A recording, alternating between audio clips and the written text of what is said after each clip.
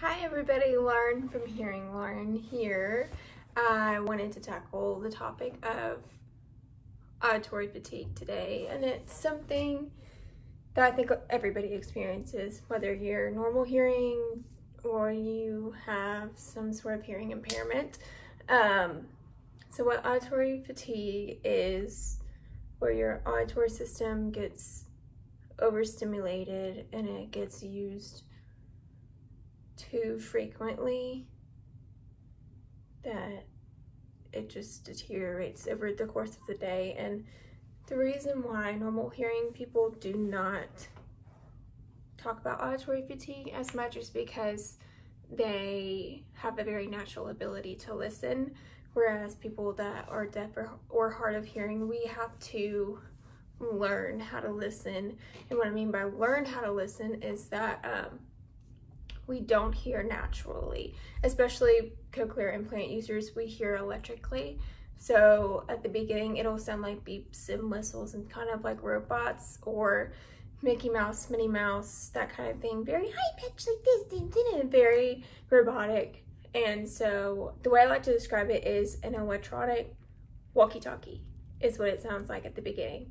It's very garbled, but the more you train and learn how to listen and know that a certain sound is with that word or a certain sound is with that environmental sound, you learn how to listen, in the fact that you start to become more normal, kind of. And so people that are deaf and hard of hearing have to work hard to listen. And there's a difference between listening, as in, oh, I hear it, and understanding what you're listening to. And the understanding to listen is what is the most exhausting for people that are deaf and hard of hearing. In my experience, I have to learn people's voices in order to understand them. So if I get a new teacher, I have to rely on my transcripts a lot to figure out, this is how he says this word, this is how they communicate when this is what they mean when they say this. And so same goes for music. If I like a new song, hey, I like the beat of this, I want to know what they're saying. I know that they're singing, but I can't understand what they're singing. So I have to train myself to listen to understand what that song is. So growing up back in the day, when you got the CDs from the stores, in the front they would have the packet with all the lyrics. I would sit down for hours and listen and follow along in those packets to figure out, oh, this is what this sounds like, and then that's how I would learn the lyrics. And I still have to do that today if I want to know word for word what they're saying in the songs. Same thing goes with movies. Like, the more consistently you watch movies or TV shows, the more you can listen to understand what people are saying. And that in itself is exhausting, because your brain has to kick into a higher gear to process what you're hearing that's heard unnaturally and place it into these categories of, this goes with this goes with that. And then your brain as a whole collectively analyzes what's going on and then allows you to understand what's going on. And that's very, I don't want to say exhausting for this whole video, but very tedious process that we have to do every day in order to understand things as normal hearing people would in schools and listening environments and anything. But to help with auditory fatigue, we do a lot of things that we may not notice that we're doing.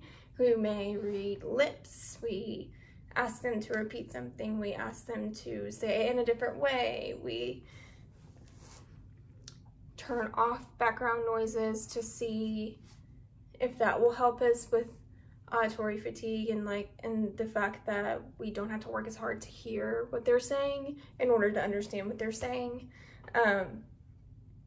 I know it seems like I'm rambling, but ways to help with auditory fatigue is to do things in increments if you can. What I mean by this is, like, say you have 2 to 3 classes in a day. I'm just going off what I have right now in graduate school for audiology. I have 2 to 3 classes a day, and obviously it's still at home via Zoom. And so after each class, I kind of just take a break and don't have to listen to anything. I kind of turn my ears off, or I play some relaxing music that I don't have to really key into to make sure I listen to understand. Like in lectures, I have to listen to understand, obviously, what they're teaching, but listen to understand to make sure I can get all the information. And giving yourself those breaks allows you to kind of reset yourself. I know that sounds weird when I say it like that, but reset yourself in the fact that, okay, my brain can relax, my ears can relax, my auditory listening system can take a little break. And so then you go back and put your implants or your hearing aids on, and you kind of feel refreshed a little bit, which helps a lot, especially in very auditory taxing situations. So like classes, restaurants, concerts, even anything like that. And if you feel like it is overwhelming, kind of take a break, take a step back, be like, okay, just give myself a minute, let myself be, and then come back to it. And that way you don't feel frustrated. That's a big thing a lot of people tell me, and myself included. I get frustrated when I cannot understand something. Like when someone keeps repeating it over and over and I still can't get it. There's ways to navigate around that, as well as just taking a step back and be like, okay, I don't have to be perfect. I don't have to be this perfect hearing individual because I have bionic ears and all of that. I don't have to do that. And that's something that you kind of have to reiterate to yourself. And I know it's hard because I'm not good at that. And so never expect yourself to be perfect. I know that's easier said than done, but it will really help you with life in general with hearing loss, because the second that you don't expect yourself to be perfect is when things come more easily to you and you feel more relaxed about the situations that you're navigating in life. And auditory fatigue is something that is very real, and people experience it every day, even when you're normal hearing. So say you watched Netflix from like 8 a.m. to 12 p.m. and your ears are exhausted and you just want to not listen to anything. Thankfully, those that are deaf and hard of hearing have hearing aids and cochlear implants. We call our ears so we can take them off. That's something that is another gift, and that I'll talk about that in another series later. But some tips and tricks on how to combat auditory fatigue. Earlier I said take breaks. Breaks are your best friend. In school settings or any type of auditory rich settings, so like movie theaters, you're watching something on TV, classrooms, lectures, anything like that, advocate for yourself. Try to get closed captionings. Closed captionings are your best friend. Transcriptions for school, that will help you be able to relax and not have to strain your auditory system to listen, to understand every single word that comes out of your teacher's mouth. Closed captioning will help with TV shows, with movies, and you'll catch stuff that you'd never even thought was happening in the movie or TV show, and it'll allow you to like not have a need to listen extremely hard and stay super focused. Because I know I get into this trance, I'm trying to listen to something and then the whole world disappears. And I'm sure it's like that for a lot of you too. Movie theaters. A lot of people don't know this, but when you go to a movie theater, they do have closed captioning systems. You just have to ask for it at the front when you buy your tickets. say you don't have to explain that you're deaf, just say I need closed captioning systems. And there's 2 closed captioning systems. The newer ones are glasses, so you'll put them on and then the captions will be on the glasses right here. It is awesome because when you get up, you can still see what's going on in the movie. So if you want to go get more popcorn, go get more popcorn. You don't lose anything that's happening in the movies. The other closed captioning system is one that sticks in the cup holder, and you kind of have to navigate it. It's about like a block. You kind of have to navigate it. It looks really awkward, and it is really awkward to hold and navigate, but it'll be a lifesaver when you're in the movies and you're like, it's all so loud, it's so hard to understand. I can read the captions and know what's going on in the movie. That way I'm included in what's going on, which is a really big thing. I did not start doing that until a couple of years ago. My fiance and I just started dating, and he loves movies. He loves going to movies. And I'm like, I'll go to the movies with you. I mean, I love movies, but I cannot understand what's going on in the movie. So usually I wait until it comes out on DVD because I know it has closed captions, which is really stupid of me, but that's how I was growing up. And so I think we went to see Jurassic Park, the new Jurassic Park, and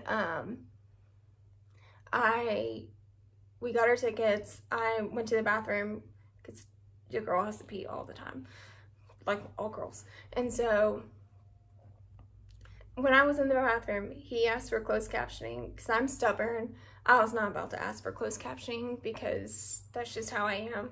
And so I come back out and he has the closed captioning system, and I was like, but I don't regret him doing that because now, ever since we go to the movies, I ask for those closed captioning systems because they are fantastic, but they don't always work. So keep that in mind. Nothing is ever perfect, so be very patient with it and try not to get too frustrated. I know it's hard because I get very frustrated, but another trick is at the end of the day, after you have had a very long day, just take your ears off. Take them off, take them off, take them off, take them off.